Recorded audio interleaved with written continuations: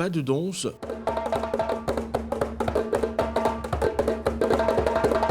rythmé au son du tam-tam. Les mouvements de ce danseur sont exécutés à la perfection. Ici, en pays Atié, la danse est une discipline qui n'est pas prise à la légère. Elle fait partie des rites ancestraux de la communauté. Les anciens de la ville d'Adzopé l'appellent « danse des générations ».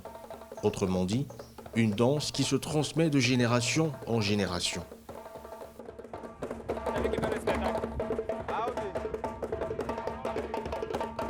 Zamblébi Jonathan est originaire de la région. Comme tous les jeunes natifs d'Adzopé, il est passé par ce rite traditionnel. Aujourd'hui, il est à la tête d'un groupe qui valorise plusieurs danses ivoiriennes.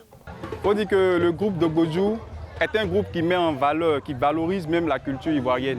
Quand on parle de valeur de la culture ivoirienne, c'est-à-dire que ce groupe-là fait toutes les danses que compose la Côte d'Ivoire. C'est-à-dire que nous représentons la danse du Nord, la danse du Sud, la danse de l'Ouest, la danse de l'Est et la danse même du sang.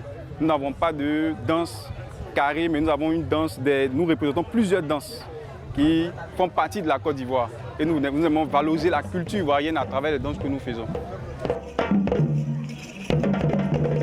Danse de réjouissance se mêle à la foi, car pour les habitants d'Adzopé, ce rite reste l'une des traditions les plus ancestrales et les plus incontournables de la région.